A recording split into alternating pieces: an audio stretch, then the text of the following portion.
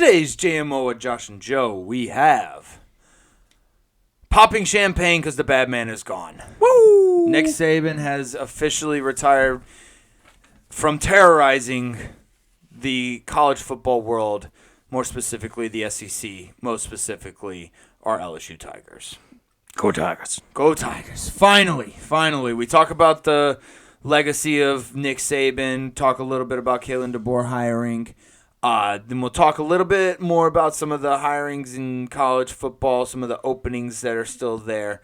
Go over a little more college football talk before we get into basically the coaching vacancies all over the fucking NFL. Just legends leaving. Legends leaving the game, openings, who's going to go where, talk about all the firings. Then we move on to the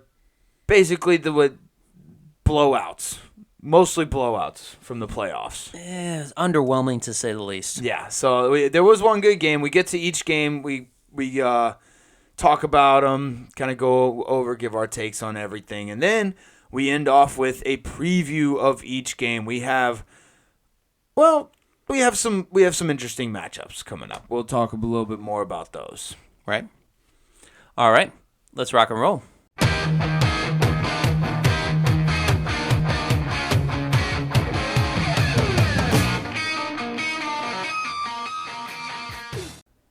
Welcome to Day One with Josh and Joe. It is Tuesday, January 16th, and Joe, pop the champagne because the bad man is finally fucking gone. He's out of here. Nick Saban has retired. He is gone. The 2023 Bama team killed him. They single-handedly killed him. I think he exerted more energy this year than he ever has in his entire career.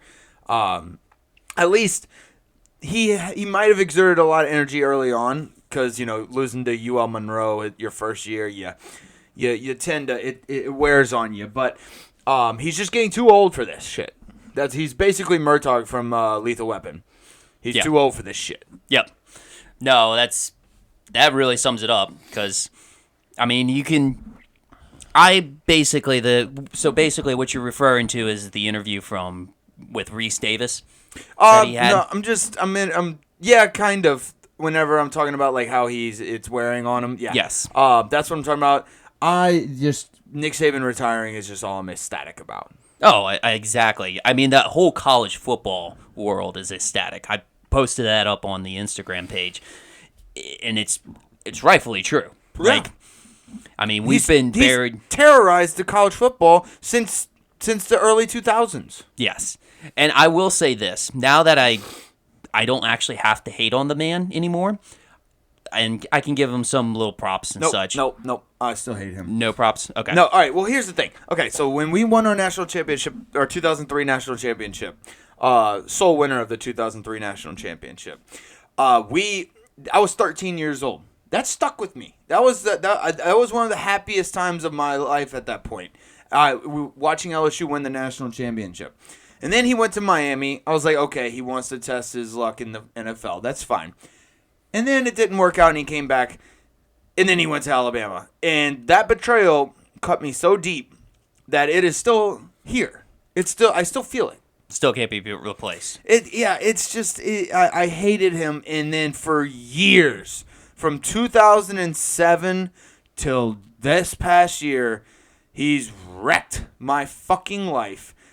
Every single time November 3rd came around, or early November came around, I knew it was coming. I couldn't do anything to stop it, and I somehow tried to keep convincing myself that we could win. And we won 3 times from 2007 to 2023. Maybe I think we got 4, a little more than that. 4? No, I think we got 5 on them. I think LSU got 5 on them. I think Auburn got 6 on them. Okay, and those were the most. We'll have to. Well, I know we were up there with the most, but we'll have to check that. I think we got less than 5. But regardless, he terrorized the SEC. He was just SEC championship games. He was 11-1 in SEC championship games. Yep. You know the only one he lost? Which one? Or no, hang on. The first one he won. Yeah, because he had 12 Western Conference titles, and he had 11 SEC championships. Right, 11-1. His first one. Do you remember his first one? No, what was his first one? His first one was in 2002 against Tennessee with Rohan Davey. Remember? Rohan Davey went down. Oh, you're talking about... okay. Yeah, Nick Saban's SEC championship. That's right. I wasn't thinking the LSU timeline, but Yeah, okay. his first one LSU had no business. Tennessee was already in the national championship game.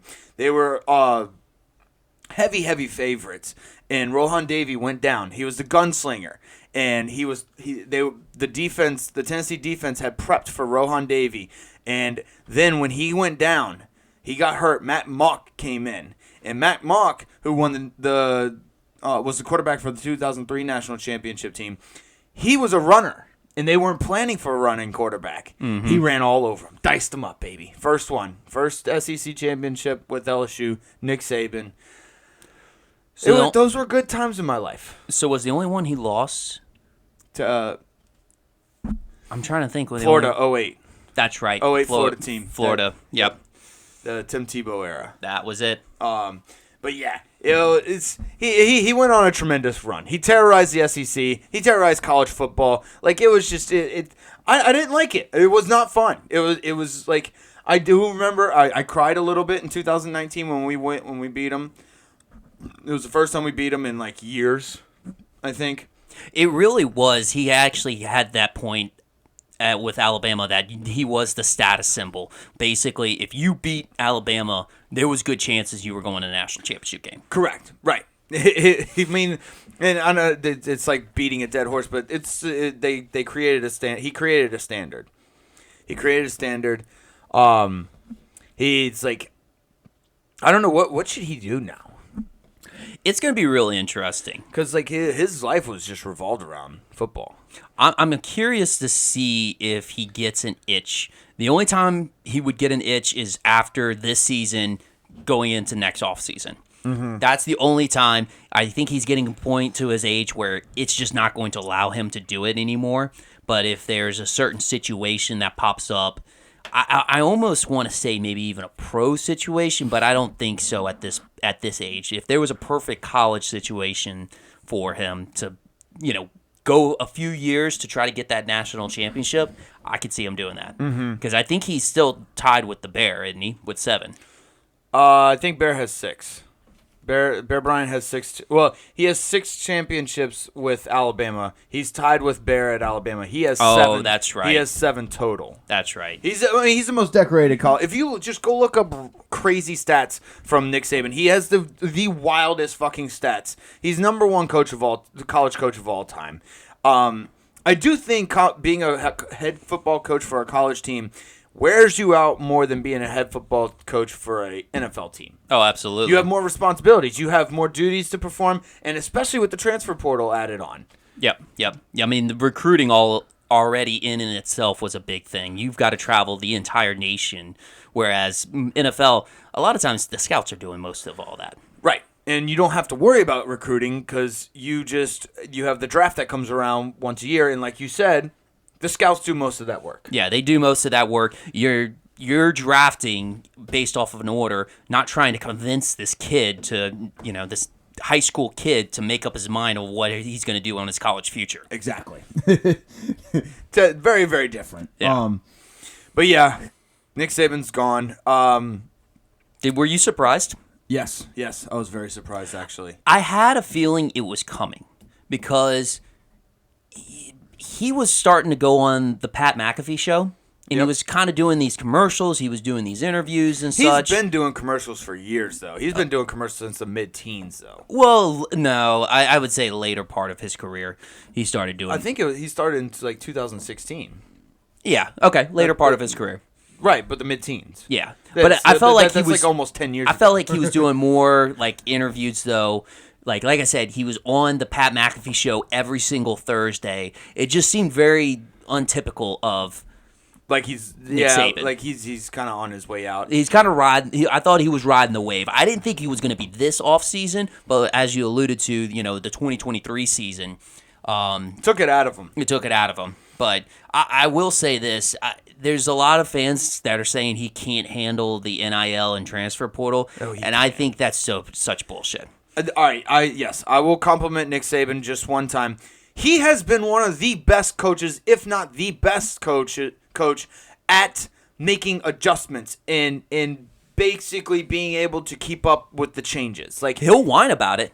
yeah, oh yeah, he'll bitch about it. You will hear him bitch about it. Yes, he doesn't stay silent, but he has adapted to the changing sport of college football better than almost any coach I've ever seen. I mean, this previous draft class was the number 2, or not draft class. This recruiting class was the number 2 recruiting class in the nation. Yeah, and he doesn't need to go to the transfer portal. If he keeps recruiting kids like that, he doesn't need to. Even though he still gets some kids from the transfer portal, he doesn't need to. Like the NIL deals, what are you talking about? They've been paying players since I can remember. Okay, now they can do it publicly. Like, what are you talking about? This is like basic. This is basic recruiting 101. Like, you pay the players for sure. Now they can just legally do it. That's one thing off of his checklist that he doesn't have to worry about. The rich was going to get richer in this situation. Right. So I don't understand why he can't adapt to the NIL deals.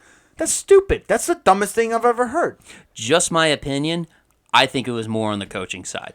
Because if you think about it, think about what happens every single year when people are trying to hire new coaches. They always pluck from the big guys. Mm-hmm. And, I mean, at a certain point, he was just there's only so much coaching talent out there that you can actually get because, and at a certain point, the well kind of dries up.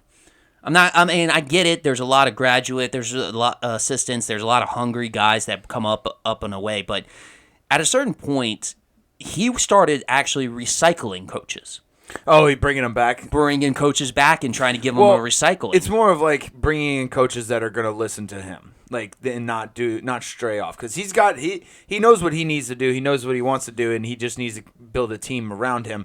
A lot of coaches these days have egos that are just really, really difficult to deal with. Yeah, and so I don't know. There wasn't really a big recognized name on this coaching staff.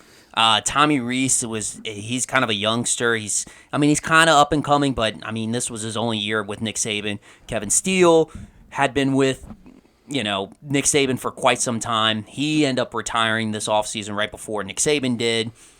And then you just don't really hear much about the assistants either. So I think he had a lot of trouble with the coaches this year, as well as the team.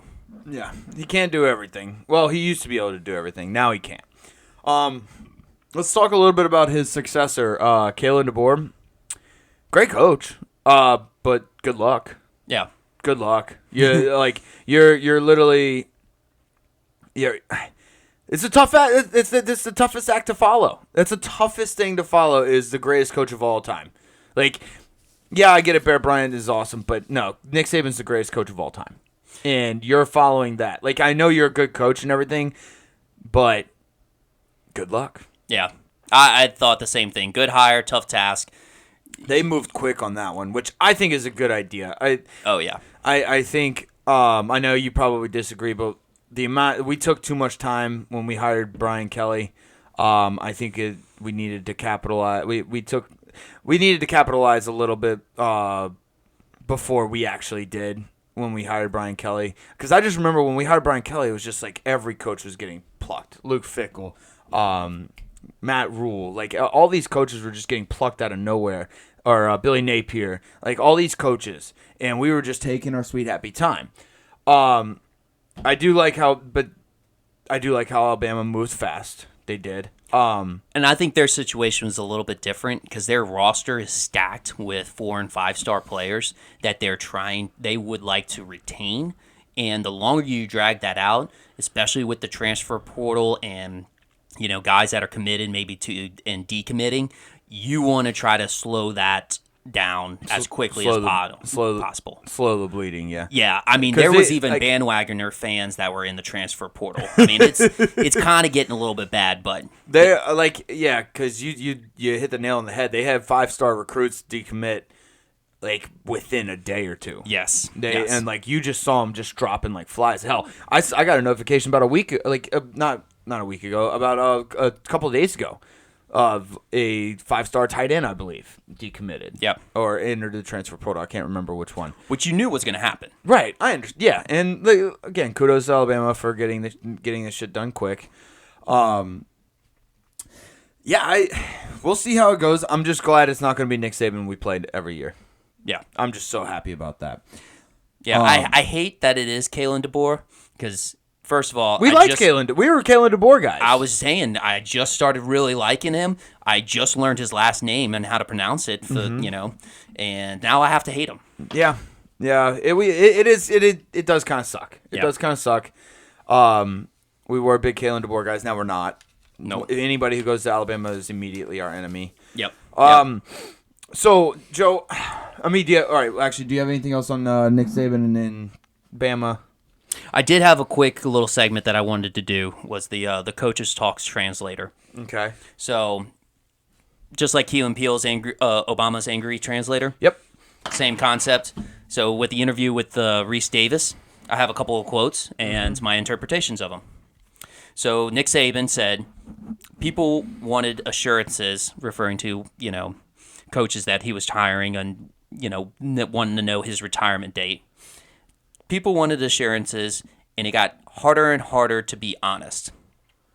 Interpretation, I'm going to use his own quote. He probably had to say this from time to time from a previous interview from Maria Taylor. I'm not going to, so quit asking.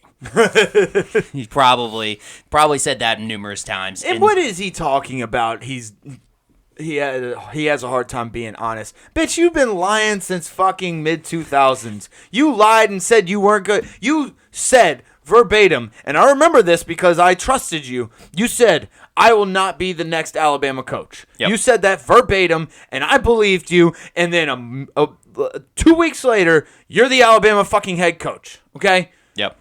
I don't believe you for shit. Yeah. And basically, the other interpretation, I have no idea when I wanted to retire, which I don't think he did. You know what? I think this kind of just sprung up on him for real. I think Miss Terry had a sit down with him, and she discussed it. She was just like, Nick, I see way more gray hairs in your head than this year than last year. You're using way more dye. Your wrinkles, they're very, very noticeable on your face now. And she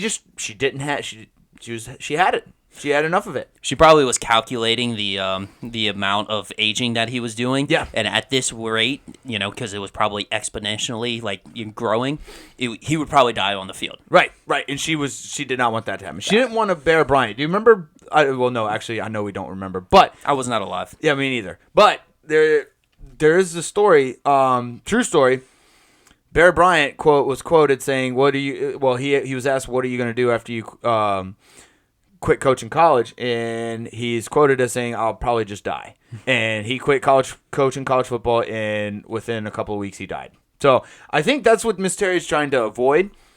They do have Aflac, so he's a spokesperson for Aflac, so they have their life insurance is covered. He does have an office in the stadium for Alabama. Okay. Oh, so he can actually act like he's coaching and still yell at the players, but he's not actually the coach. I want to see these football coaches that have retired. I want to see how they watch games off the couch. Yeah. He's just gonna be. He probably has to quit watching football, right? He can't watch football anymore. For the sake of his TVs in his house, probably, yes. He probably will have to retire from watching football. Right. Oh, that's tough. Yeah. Just retire from the game, go live in Montana, go shoot bears and fish. That's why I said next offseason is going to be real telltale sign on whether he actually comes back to the game or not. Right. But the other two, I got two more quotes. Okay, let's go.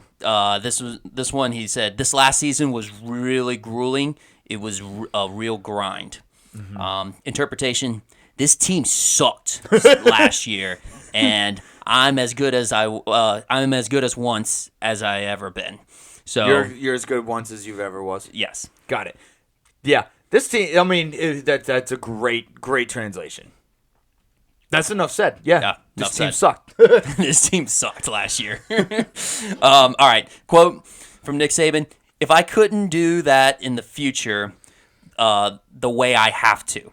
Obviously, What's he referring to? So he's referring to like as he reflects onto the future. He's like, if I can't do that in the future, like I have to do it. So he's reflecting on contemplating on whether he's going to retire or not, whether he wants to continue coaching in the future. And he says, the way I have to, one, it's him being a perfectionist, and two, his mindset is you're either first or you're last. Yeah, he does have a first or last mentality, and like even when he does get it in first, he's thinking about next year's first or last. Yeah. Cool. I like the translator. We should probably do more of those. A little coach's talk translator. Coach's translator. I like it.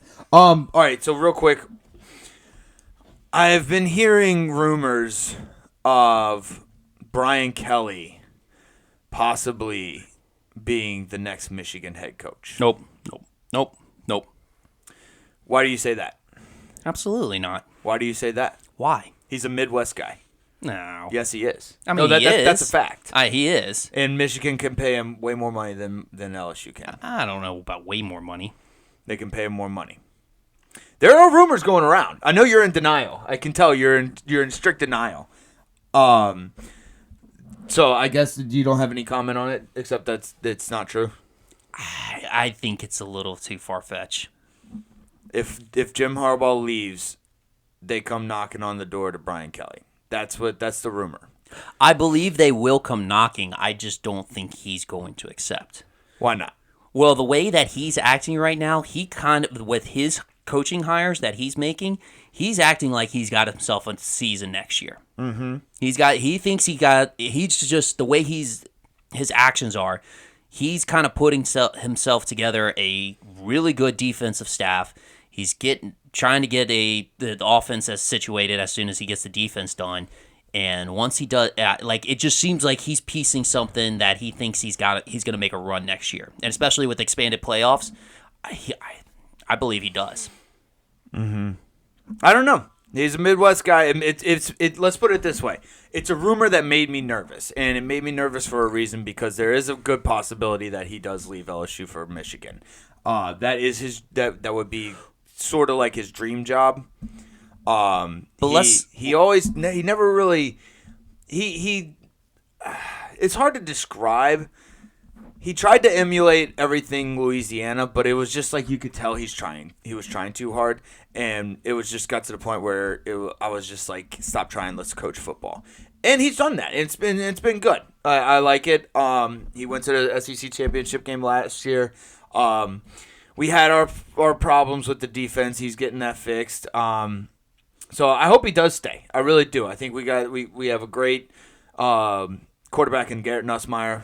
We're set as far as the offense goes.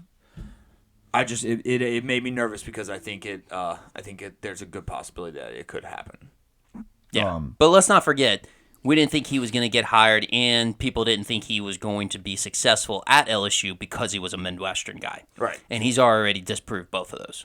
Well, this year was a little. A Heisman Trophy winner? Yeah, the worst defense of all time. Still, that's not entirely his fault. I mean, he's the head coach, so it all comes back to him. Yes, I blame him for the mishaps on the defense and the lack of adjustments. I do blame Brian Kelly on that. Look, 2 years ago, I don't care about Matt House. 2 years ago, we literally were playing our bowl game with a wide receiver at quarterback because our roster was basically only 36 people. He's built this back up. I would say it's a success. So that's just my opinion. So you're not saying we digressed from last year to this year? Maybe a little bit. Okay. That was my point. Yeah. We've digressed. Just defensively. Correct. Not his side of the ball. Yeah, but you're the head coach. All right. Anyways, let's see. We got Jed Fish to Washington. Great hire. Great fucking hire on Washington's part. Jed Fish, dude, He ended at Arizona. He ended 10-3, beat Oklahoma in the Alamo Bowl. dude, bro. So some of his signature wins this past year were Washington State, Oregon State, UCLA, and Utah. All ranked opponents. His 3 losses were one to Mississippi State. That was at I think the second game of the year. Mm-hmm. That was early on. And then the next two were USC and Washington. Washington ended up going to the national championship game, and they only lost to USC by 2 points in that shootout. If you remember, at the middle of the season, yeah, it was very close. Now you want to talk about turning a program around? This guy, 3 years at Arizona. The first year, guess what he went? 1-11. Damn. Second year, 5-7. Damn. Then last year, 10-3. Damn. Talk about turn a fucking program around. This guy is it. I love Jedd Fisch. I think he's going to be great in Washington. Washington's getting a steal of a coach. Yeah, no, I agree. That's exactly what I thought too. I just the thing is like I definitely think Washington definitely got a steal, but I think it's an upgrade of program for Jedd Fisch, but I don't think it's in conference. But I don't think it's an upgrade on roster. I think he had a really good returning roster at Arizona that was kind of poised to make some noise next year. I agree. Washington's got some players coming back. Obviously, they're losing Michael Penix and Odunsi. And Jalen Polk. Are they going to have what? And McMillan. Are they going to have Dylan back? I think Dylan's gone. Dylan's gone too? Okay, so yeah. I think the entire offense is gone. Well, I think it's going to be good. That could be a good thing because he can get his players in there. So that'll be... That's what I was thinking. I mean, with the age of the transfer portal, just transfer Arizona over there. Yeah, that's true. Do like a team swap. Just team swap. Just a roster swap. No big deal. All right, you got anything else on college football? This has been fun. This has been a pretty fun off season so far. It's a signature one for sure. But yeah, I'm kind of still looking forward to what develops in the off season. Yeah. Because we still got where Harbaugh is gonna go. Mm-hmm. I think Ryan Day's staying put at Ohio State. We still got some openings. I guess Oregon State's still open because Jonathan Smith moseyed on up to Michigan State, which shout out to Tulane though. Tulane picking up 3 former 5-star portal guys. Mm-hmm. Transfers. Dude, Tulane's making waves. Yeah. And that's not a pun. Yeah. And that's even with Willie Fritz going over to Houston. Now they got John Summerall from Troy. And I think that was an excellent hire. I think it's going to just continue. Right. Bring them back to the SEC. Yeah. I'd be down. Yeah. They were one of the original SEC members in 1930 or whatever it was. Yeah. But yeah, let's get to the NFL. Let's talk about some news before we get into the games. Big news, Bill Belichick is gone. They have mutually parted ways with the Patriots. We knew this going towards the end of the season because we heard about it at mid-season, right? We knew that. Yeah, there was rumors flying about that time. Well, no, there was like a breaking news. Yeah, like an Adam Schefter report. Yeah, is that they had agreed to part ways at the end of the season. Yeah. And delusional Patriots fans, I have a friend in particular, they chalked it up to the Boston media being dramatic, which they are. Boston media is they're wild. All media is wild. Yeah, but the New England area is just it's like the New York, Boston, like those guys, they're all fucking crazy. So yeah, but he did end up leaving. He's gone. He's had one interview with the Atlanta Falcons. For the love of God, please don't go to the Atlanta Falcons. I would freaking hate that. I probably wouldn't watch the Saints play like the Saints next season because we're stuck with Dennis Allen. We'll get to the Pete Carmichael firing. We're stuck with Dennis Allen. We're stuck with Derek Carr. It looks like we're going to be stuck with Michael Thomas. Like we're not making any moves. It doesn't look like the Saints are going to be making any moves except for the Pete Carmichael fire. Yeah. I think it will be like the definition of insanity. It's just, doing the same thing and expecting a different result. But we'll get to that. Bill Belichick. I mean, greatest coach of all time. Good job. Yeah. The greatest run of all time in New England. He had Brady, blah, blah, blah. I don't know what else to say. Like, I think it's a dumb move on the Patriots' part. Yeah, I was going to say, just my opinion, bad move. Move. I think it was a bad move. I think this could have been compromised by him and Robert Kraft by just hiring a GM. Just be like, hey, look, you're not very good at evaluating players.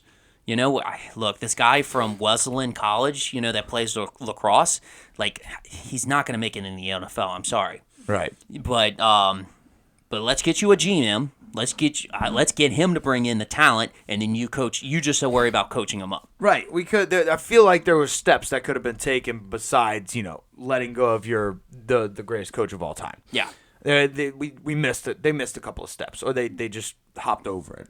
And my biggest thing is this, and this is going to go right into the next segment that we were going to talk about.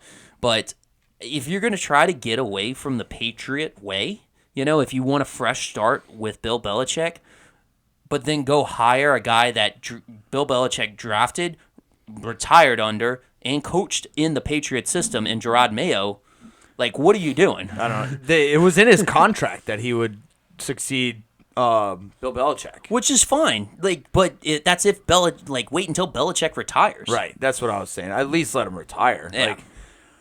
I don't know.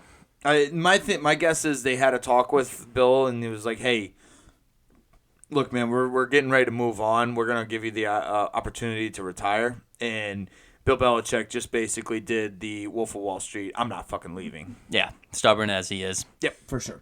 So Gerard Mayo, and I don't like it. I think the Patriots, like, you have a fucking gold, like a diamond, just sitting there waiting for you to grab in Mike Vrabel. Like, he's a great coach. The Titans firing Mike Vrabel is the dumbest thing of all time. Yeah, that might be dumber. Actually, no, it's not dumber than the Patriots. But like, just what Mike Vrabel has had to work with in Tennessee. He's made the best lemonade out of the shit lemons that he's had.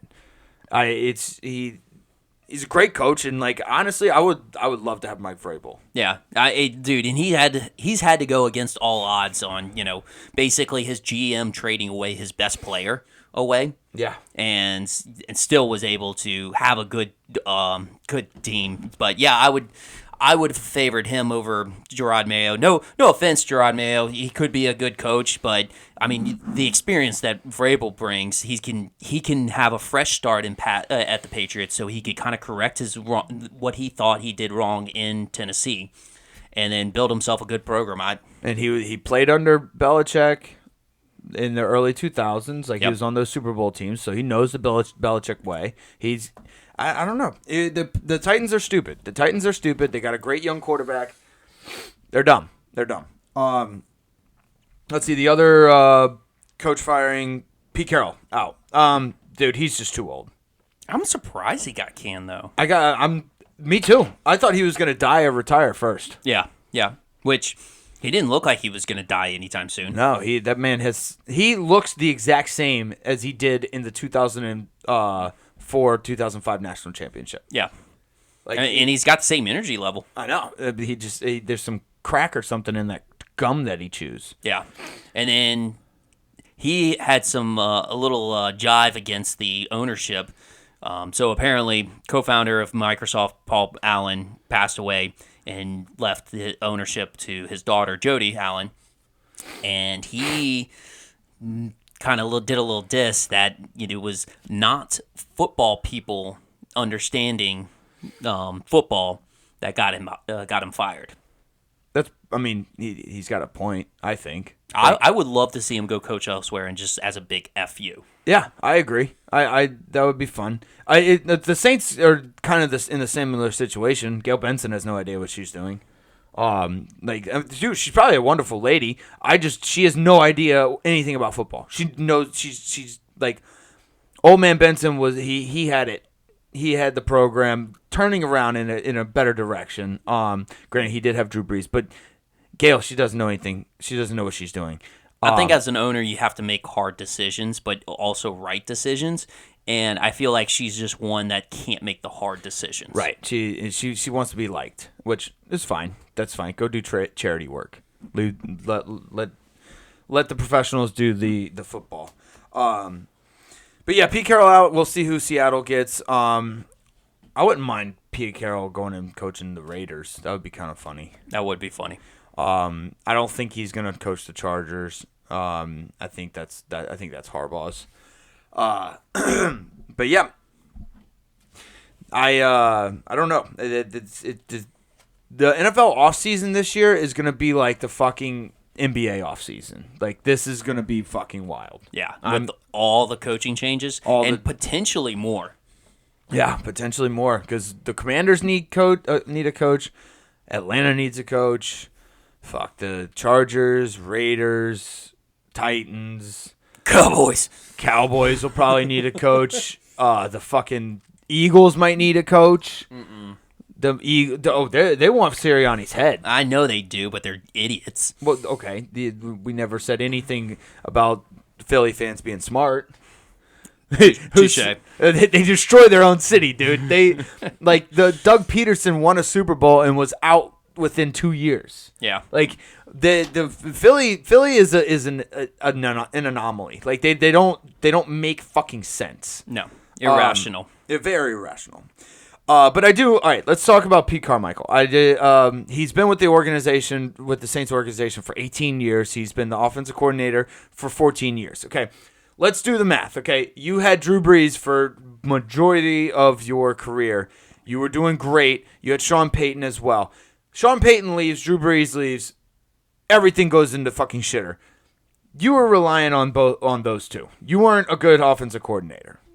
No, basically, he's been with Sean Payton for that long, and we just found out he was just basically his paper bitch. Yeah, like he was just paper bitch. Basically, he was just doing the errands for him because I don't understand how you can be under a great offensive mind like Sean Payton for that long and not pick up on the creativity and the offensive scheming.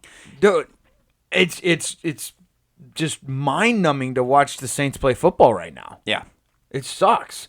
I know, again, I like Dennis Allen as a defensive coordinator. I do not want just it really sucks because the way we're in cap hell right now. We are in extreme cap hell. It's just it looks like we're going to have the exact same team next year and we're going to just have to watch the Saints all over again next year. And I'm not looking forward to it. I'm like hoping to God please, for the love of God, at the 14th pick, do not draft another fucking mediocre offensive lineman. Please, for the love of God. Like, go find a steal in the third round or right, something like that. Like, honestly, the offensive linemen, they're hit or miss in the first round after the top 10. I think once you get to like the top 15, the bottom 15 offensive linemen, they're kind of hit or miss. The top 10, now if you pick an offensive lineman in the top 10, that means they're really fucking good. Then you can get the steals in the third round. Please, let's not get another Penning. Nothing like that. Like please, let's be smart about this, okay? I need that's why I'm looking forward to the draft so fucking much because I need a little bit of spice to throw into this team. This just bland fucking team. Yeah. Yep. No, I agree. Did you see the initial offense coordinator options? What? That popped out. Now, these are kind of fan decided. It's nothing rumor wise, but Eric Bieniemy. Love it. Cliff Kingsbury. Interesting. Yeah. Frank Wright. Okay, I like that. I wasn't so high on that one. And then Joe Brady. I like Joe Brady. That's fine. I'll do Joe Brady. Homecoming. Let's go. Let's go. I'm all in on Joe Brady actually. If we could just make that happen, let's speak it into existence. Okay. I do. I feel like people really favor that option because we're just trying to relive 2019. I am. That's the whole reason I said that. Of course. If I can assemble that entire team on, just in any Louisiana team. Let's bring Coach O to Tulane. Fuck it. Yeah. All right. You got anything else on the coaches in the NFL? That's about it. All right, that's all I had. Okay. Let's get through these games. Most of them sucked. I think they were bad. Yeah, they were blowouts. Let's start Texans Browns. Except for one game, all of these games were 2 touchdown scores or more. Right. And honestly, the Cowboys Packers should have been way more. Oh, definitely. But let's talk about Texans Browns. Clock struck 12 on Flacco. He went back to being, Joe Flacco. But 2 pick sixes, that doesn't bode very well. no, and they were early on too, and which set the tone. It was tough. No, they were in the third quarter. They were in the third quarter. They were in the third quarter. Because honestly, that's what I had on the notes on this Oh, one. I This thought was they a were back. early. This was a back and forth game in the first half, and then the second half, that third quarter was just rough. It was so rough. Well, let's be honest. Okay. This is a silver lining, little spin zone for Browns fans. You basically limped into the playoffs with a JV team. Oh, like definitely. your entire offensive line was decimated. Nick Chubb been out for the entire year. You're on your fourth string quarterback. I was gonna say, that I you know had to it's pick Joe. up. I know it's Joe Flacco, but he's technically still a fourth string. And he's old as fuck. Like, yeah, Myles Garrett's been banged up. I'm pretty sure he's playing a little nicked up. You limped into the playoffs, so like, don't hang your head. Also, C.J. Stroud is the fucking truth. Like he's incredible. And like you ran into basically a C.J. Stroud and D'Amico Ryan's first year head coach, first year quarterback. I'm interested to see how they finish out. Mm-hmm. But the sophomore slump. Let's see if Will they experience a because- sophomore slump. One thing that I've noticed, especially in the NFL, is these coaches and defensive coordinators in the NFL are so fucking good at making adjustments when they have film. When they got film on somebody, when they can study you, they will find every single tendency. They'll know that you're doing a play action by the way your wrist is shaking. Dude, precisely. It is incredible how well these defensive-minded guys operate these days. It is awesome. So I am like I said, I am excited for the Houston Texans. I think they will be good. I'm interested to see how they do next year. Mm-hmm. Like I said, this game, it was just basically Nico Collins is one of my new favorite players in the NFL. Yeah, he's awesome. I love Nico Collins there. That C.J. Stroud. Okay, I know we've said it multiple times, but we were right. The C.J. Stroud Bryce Young debate early on, we were right. Yes, we were right. We had C.J. Stroud, and it's clear and apparent that he's the best quarterback. Because when we were doing our evaluations during the NFL Combine, that's exactly what we said. Yeah. We were like, the ball's coming out crisp out of C.J. Stroud's hands. So nice. So, like, I don't know, this Wonderlic test, IQ test or whatever, like, that can go to hell now. Shit's for the birds. Shit's for the birds. You got anything else on this one? Yeah, I like how D'Amico Ryan still runs the field. He's basically a team captain / head coach for this team. Yeah, it's like he the kid that was a superstar in high school, never left his hometown type of thing. Like he's always the captain of the team. That's just his mentality. Yeah, and like every time there's a pick six, he will run like stride for stride with the defender. I have no doubt in my mind he could put pads on and probably still play. Yeah, dude, he was so nasty. Yeah, so nasty. Played under Nick Saban at Alabama. Yeah, and then decided to compile quite a few linebackers from Alabama. Yeah, Christian Harris and oh gosh, what was the other? Oh, Will Anderson. Will Anderson's nasty. Yeah. But yeah, congratulations, Texans. Y'all got a bright future. Let's see. Let's get to Dolphins Chiefs. I think that the Chiefs, this is just a testament to how good the Chiefs are. Like, everybody was sleeping on the Chiefs. Like, fuck off. They're the fucking Kansas City Chiefs. Patrick Mahomes still Patrick Mahomes. Rashee Rice had a fucking nasty game. It was funny because he held the rookie record for receiving yards in a playoff game for maybe 22 hours. 22 hours? Yeah. Until Puka Yep. broke it. But anyways. Puka Nacua. There's something wrong with the Dolphins. I can't really put my finger on it. I mean, they don't have that great of a run game. I know Devon Achane and Raheem Mostert, they had really good seasons. It just doesn't look like they can run the ball. Tua is looking off. Also, it was cold. I know it was cold. It was very cold. The cold games is when you're supposed to run the ball more. Yeah, but I don't know. I don't see a Mike McDaniel's offense being a cold weather offense. Yeah. Well, you want yourself a nice physical offense, ground and pound, he's got a good running game, but it's more of I'll scheme you out. Like Right. I'll have your defenders going this way while my running back goes this way. But still, he was not very good against good teams this year. Like that. Well, that that's was, very That true. was apparent. That And is like very that's true. why I think it needs fixing. There's something that needs to be fixed. I know Bradley Chubb wasn't playing. I think he's got something going there. I think people were really down on Miami because I'm not sure actually, but I think he's got something going. I think he just needs to put a couple more pieces and he's good. Yeah. But yeah, again, I'm never betting against the Chiefs. Mahomes, he's got somebody to throw to. That's nice. So we'll see how it ends up going. I didn't really have too much on this. The Chiefs kind of dominated and it was cold. Yeah, I honestly, I just loved all the cold memes that came around. Yep. And Andy Reid's stash Andy Reid's stash was epic. was frozen. Yes, that was epic looking. He did not give a shit. No, not at all. He was like, I'm coaching this game. Yeah. He's like, coach game, win game, cheeseburger. Cheeseburger. That's it. And maybe little nuggies. Little chicken nuggies. That's it, man. He's like, Andy Reid get treat.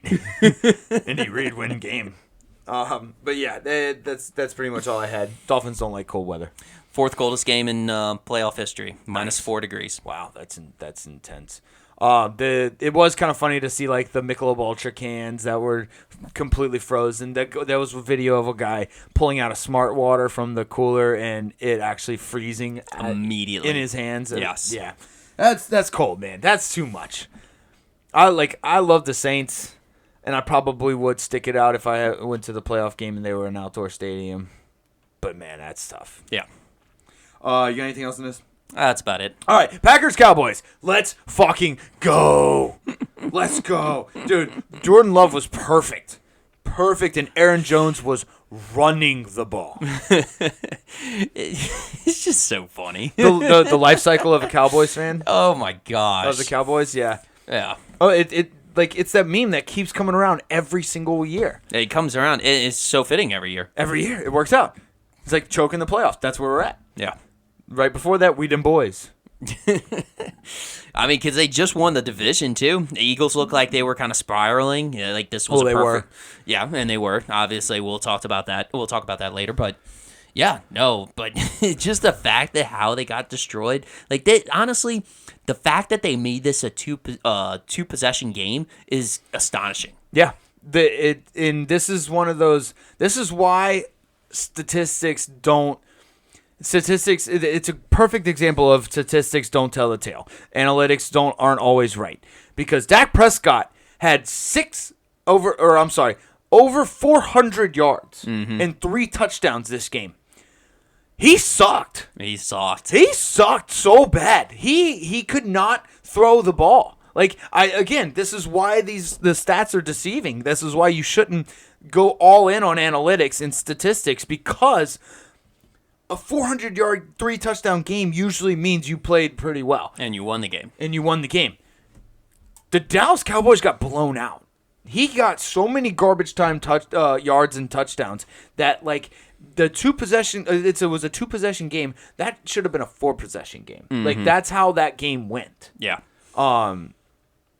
And it was kind of wild because I watched the game in its entirety, and like it was just like the Cowboys could, like, if they got onside kicks, that one onside kick was just silly. That was the dumbest onside kick I've ever seen. Right. But yeah, dude, it's always nice to watch the Cowboys go down, seeing their fans cry. It's beautiful. And I love how the media will turn their attention solely on Jerry Jones. Yeah. Oh yeah, I know. He was mad. He Yeah. was very mad. I'm surprised Mike McCarthy hasn't gotten fired.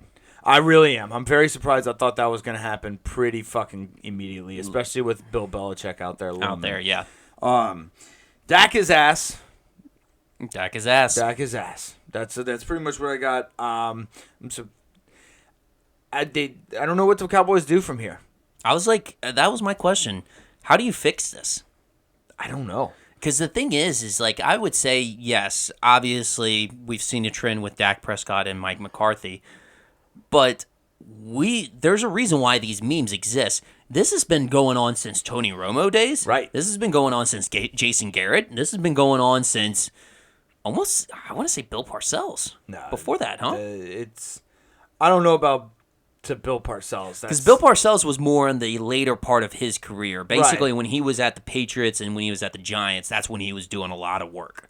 But the Cowboys was basically kind of like his farewell tour. Like, he Right. was just kind of coaching just to be coaching. Mm-hmm. Just be coaching America's... Jerry offered him a lot of money. Yeah, America's favorite team, you know? Right. It might have started with Parcells, actually. The vicious Cowboys cycle, because they haven't. I'm trying to think who was after Parcells. I- Was there a coach after Parcells and before Jason Garrett?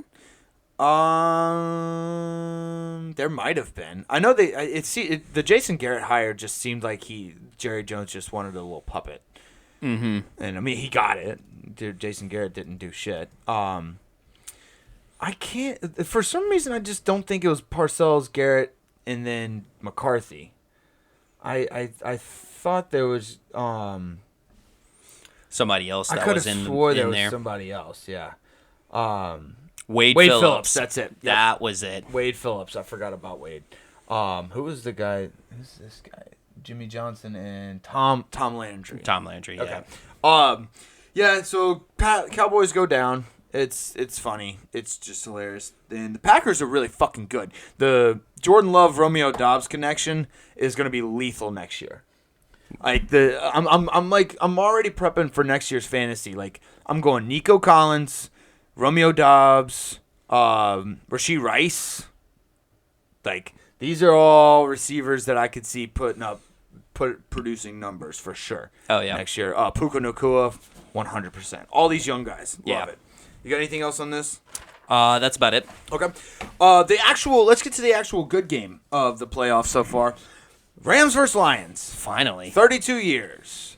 I do love seeing, like, the difference between the Madden game 32 years ago versus the graphics of the Madden game now. The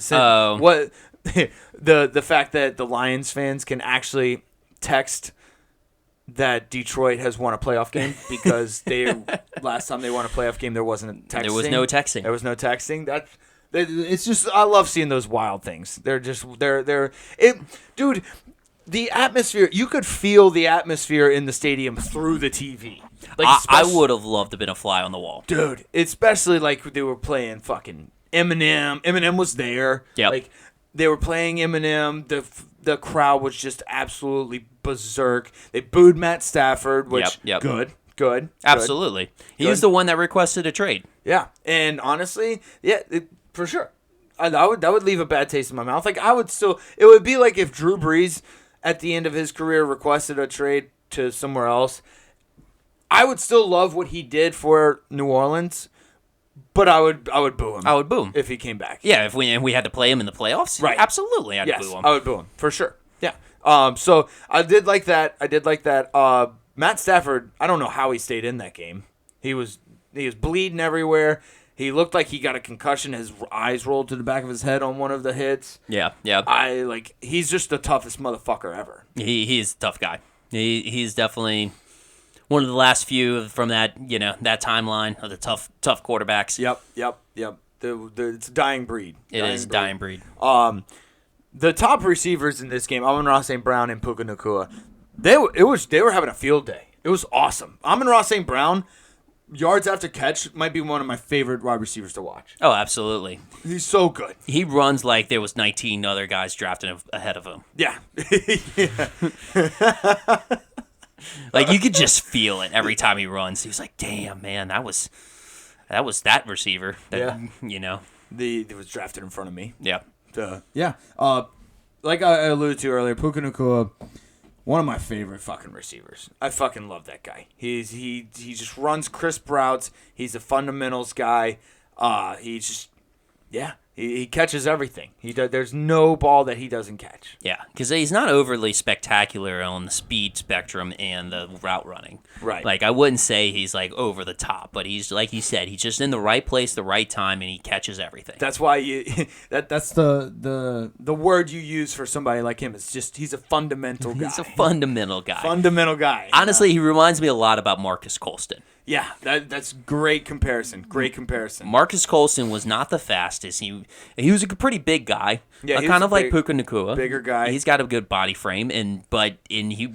Wasn't the fastest. I wouldn't say he blew you away from his route running. No. He just was in the right place at the right time. He had a knack for the open, like if you were in zone, he had a knack for the gaps. Yep. Always caught it. Both of always them have, caught it. Both of them have great hands. Yes. Yeah. So that's a good comparison actually. I like that. Yeah. It's a Right.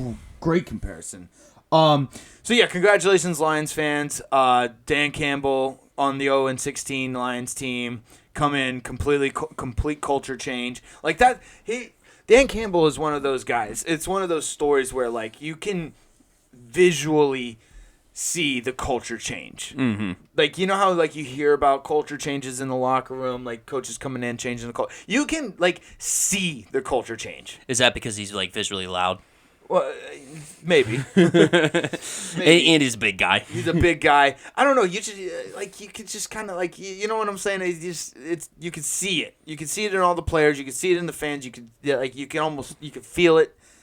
It was just a complete culture change. It was awesome. You know what? And kind of to go on that point, the way that I can kind of see it is basically just the way that he expresses himself. He doesn't give you coach's talk. He gives you authentic. He gives you passionate. Like this is his life's goal. Like this is everything that he bleeds, puts his effort into, sweat and hours. Just like this is what he wants to do, and like and you believe it. Yeah, it consumes him and he shows it. It's you can relate to guys like that. Yeah, it's no coach's talk where he just says one thing and then like we can translate it into something exactly what it is. He doesn't need a translator. He doesn't need a translator. Yes.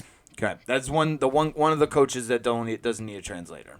Bill Belichick would be one of the greatest coach translators. He would need one of the greatest coach translators. Yes. Of all time. But yeah, the Rams. I don't understand what Sean McVay's doing. Like he called 2 timeouts early in the second half. He had 1 timeout remaining, which left him with 1 timeout in the second half when he needed them, or in the fourth quarter when he needed them. Just like in both of the timeouts, I know 1 timeout was just to save a delay a game. Like take the 5 yards. It's a playoff game. You need the timeouts. You will you do that in the first half. Yeah. To not take a delay a game. So second half, take the delay a game, dude. It's 5 yards. You'll be okay. You need that timeout. You're gonna need that, especially because it was a shootout in the first half, and then they again, like we alluded to earlier, the defensive adjustments. They made adjustments, and it was just neck and neck the rest of the game. Yeah. Yeah. That holding call at the end was pretty big. Yeah. But Aiden's too much to handle. Aiden Hutchinson is a fucking monster. He is. And then the last thing I had is you were talking about fantasy owners. Yeah. Got to be eyeing Jameer Gibbs and Sam Laporta. Yep. Sam Laporta is definitely up there. Maybe a second round pick next year. That's yeah. I mean, I like Ferguson in Dallas. Laporta, Hawkinson had a great year. And then on top of Kelsey, Kittle, and Waller, Pitts, Go there. Like, dude, this is a time to be a tight end. Yep. All right. You got anything else in this? That's about it. All right, Bills Steelers. I mean, what did you expect? What else did you expect? You're starting Mason fucking Rudolph. You have 3 turnovers early in the game. What more did you want? That actually kind of brings me to my point. It seems like it was a big deciding factor for a lot of these games with the turnovers. So I went over and checked all the turnovers. So the winners committed 1 turnover out of all the teams combined in the wild card, and the losers committed 7. Okay, so it's basically in the playoffs who turns the ball over the least. Yes, exactly. Josh Allen's 52-yard run was he's a monster. That little stutter step, he's insane. When he's playing well, he's one of the most fun quarterbacks to watch. He is. I just hate that I don't feel like the defenses are aggressive a lot or as much against quarterbacks anymore.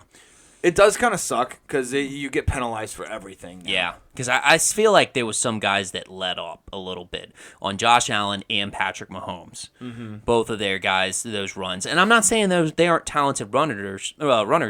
I've just seen some talented runners before in the past, like Cam Newton and stuff, but they got popped. Right, they did.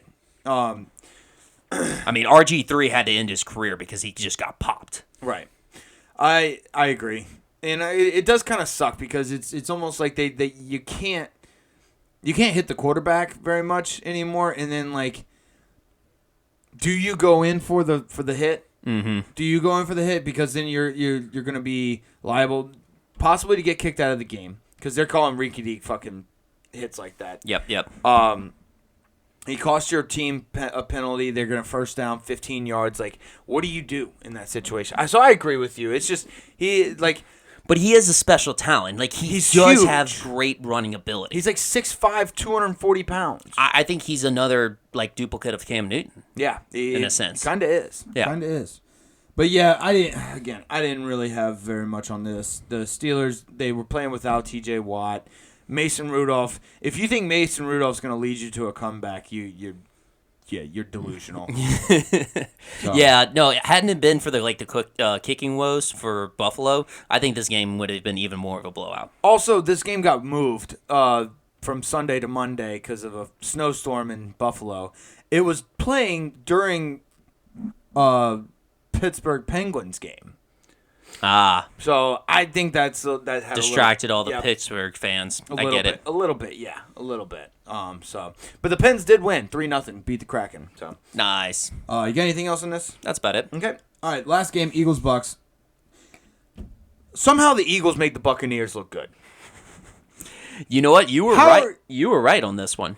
Because I remember last week we were talking about the best matchups, and I was like, the Eagles got the best matchup because they got to play any NFC South team, and you were like, the Bucks got the best matchup because the Eagles suck right now. Right. The I don't know, and it sucks because Jason Kelsey retired. Like, it's just, the Eagles fans are down bad. The Eagles fans are down bad. Dude, the Eagles fan threw popcorn on their own coach. Yeah, he's like, you're done, Sirianni. I saw that. That was Like, what? Jeez. Yeah, dude, that's Like, did you forget 2022 that soon? last year. You were in the fucking Super Bowl last year. Like, what is going on? You're in the playoffs, which is more than most of the teams in the league could say. The playoffs. Dude, it is kind of funny though, because like Baker Mayfield running through the tunnel, smelling salts and just getting fired up. It kind of fires me up. Mm-hmm. He's won a playoff game with two different teams. Yeah. Which- I think the funny part is just having Browns fans have to watch that game on Monday night after they lost Yeah. on Saturday, knowing that they got rid of him for, Deshaun. Deshaun Watson. It's just like I don't know. I can't always put it on like the organization that they used to have because like different players perform different in different situations. Like for instance, Matt Stafford spent so much time in Detroit, never won a Super Bowl ring. Goes to L.A., wins a Super Bowl ring. It's a situation thing. You know what I'm saying? So I think it just Baker's put in the right situation.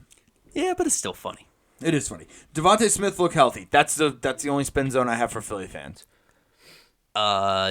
Devontae Smith was the entire offense. Right. That's what I'm saying. That's the spin zone. That's what you gotta. If you're a Philly fan and you're looking for a positive note off of this game, just watch the only plays Devontae Smith catches the ball. Yeah. That's it. Don't watch anything else because you couldn't tackle the ball. And the fact that you couldn't still tackle. have A.J. Brown. Yes, you do still have A.J. Brown. He did not play. You still have A.J. Brown. I guess you can fix Jalen Hurts. I don't know what happened with him. He's hurt. We're gonna get the notification. We're gonna get that. He was playing hurt. We're gonna get that Adam Schefter report, and he'd be like, "So Eagles quarterback Jalen Hurts was playing injured with an injured shoulder, injured thumb, injured calf, and Probably let's throw in a couple of injured ribs. yes, Yeah, that'll be. But yeah, look at Devontae Smith. That's your guy. You couldn't tackle. The Eagles couldn't tackle. The Tampa Bay Buccaneers defense isn't bad. Like I do want to say that they're not bad. They got a few really good players. they still have some holdovers from the Super Bowl championship. team. They still have Mike Evans, Godwin, Otten was good. Kate Otten's Moore. been a good surprise, and another Moore. tight end. Yeah. So dude, this is the age of tight ends. But Tampa's got some talent. I don't know how they're gonna do against. I don't think they're gonna do very well against Green Bay. No, Is it Green Bay or the San Fran? They're playing. we were gonna just find out. No, Green Bay's playing San Fran. They're Fran. playing the Oh, Lions. The Lions. Yeah, no. I think this is gonna be an easy Lions win. The Lions could be going to the NFC Championship game, bro. Mm-hmm. That would be fucking awesome. Actually, that's a good segue. Like, you want to get into previews? Yeah. The last tidbit though, I did have from the divisional round. All teams except one, the home team won. All teams won. Except All one. home, except for the Green Bay Packers. Green Bay Packers and Dallas. Yeah. So that home field advantage is huge. Oh, it's in huge. the playoffs. It It is is. huge. I feel like we say this every year, but it's very, very massive. Yeah. All right. Let's see. Texans at Ravens. Ravens -9. Over under at 44. I think the Texans run ends here. The Ravens are too fucking good. The only thing that I could say that might help the Texans is the fact that the Ravens are basically on 3 weeks of rest. I may take that -9 though. I will say the Ravens are. You're going to take the -9? You think the Ravens are going to win by more than 9? No. Like You're taking plus, the +9? +9. Okay, you're going to take the Texans points. I miscommunicated, but yes. Okay. I also think that weirdly enough, this is going to be an over game. Interesting. I think it's going to be an over game. I'm with you. I think the Ravens win. I don't know if it's going to be a blowout like they're predicting, but I could see the Ravens winning by 10. Okay. But yeah, the Ravens going to win. Let's see. Packers 49ers. Another place where I think the Packers run ends. This one's going to be close though. 49ers -9.5, over under 50. 50.5. It's going to be Mike Shanahan or Kyle Shanahan. Kyle Shanahan. Not the dad. Kyle Shanahan and his protege, Matt LaFleur. LaFleur. Well, they used to coach together, right? Yes. On the Commanders. They coached on the Commanders, and then he was also the offensive coordinator at 49ers before he was the head coach at Green Bay. LaFleur. Yeah, so I'm picking Niners. I'll probably pick Niners by 10 if I'm being honest. I don't know if the over is going to hit, but if the Niners win by 10, I think the over. I think there's some good defenses on here. I would probably go with the under. I mean, it's a terrible thing to do, the under. But. Well, the defense showed out for the Green Bay Packers against the Cowboys. Jair Alexander had a good game. Like they showed up, but I don't think it was because the Green Bay Packers were so good. I think it was because Dak Prescott couldn't throw the ball. Mm-hmm. So I think once they actually hit a really good system, I think they're gonna. And then Jordan Love's gonna get rattled a bit because the Dallas defense sucked. I think the nine. I think Dan Quinn was coaching from Seattle, and just communication. Yeah, the line was distorted. Yeah, communication breakdown. I think the Niners. I wouldn't say. I think the Niners are going to win by 10 too. I think we're going to have 2 blowout games on Saturday. Unfortunately, I could see the over hitting. I could see 49ers and Packers being close though. You think so? I can kind of see both of these games being pretty close. All right, that's fine. You still have the Niners and Ravens winning though. Absolutely. Okay, we both have the same guys winning. I think it's going to be blowouts. Buccaneers, Lions. Another one I think is going to be kind of a blowout. I think it would be a little bit of blowout. Yeah, this is going to be my first blowout if I would have to pick one. Easily take the Lions -6.5. I think the Bucs had home field advantage also going against a 1-6, 1-5 Eagles 1 team. and 5 in the last 7 games. Limping into the playoffs. Yeah, this isn't a 1-5 Lions team. No, this is a very good Lions team who had defensive problems during the year, but now they've got them figured out. Yeah, they got them figured out. All right, last but not least, definitely not least, Bills Chiefs. Bills -2.5 somehow. Over under 45.5. Smashing that over. I'm smashing that over, and I don't care what the score is with 5 minutes left to go in the fourth quarter. I'm still smashing the over. Oh, absolutely. I can't not bet the Chiefs. Until Buffalo proves to me that they can beat the Chiefs, I am never betting against the Chiefs in this game. Interesting. Not bet. I will take the Chiefs. I'll take the Chiefs money line. Forget the points. I'll take the Chiefs money line. I just love how we basically have the Peyton Manning Tom Brady rivalry reincarnated. Oh, it's beautiful. This I love is it. fantastic. It's amazing. Getting this every year in the playoffs at some point, it doesn't matter where it is. I just want it at some point every Right. single playoffs. Yes, agreed. Definitely taking the under on this one. Taking the under? Yes, it's in Buffalo. That plate's gonna be cold as fuck, and I don't think it's gonna be as much snow, but it's gonna be cold. It's going to be cold. Definitely taking the under on this one. Okay. But yeah, Chiefs money line. Give me Bills. Bills. All right, love it. You got anything else? I think that wraps it up. Alrighty, we will see y'all next week. Love y'all. Later.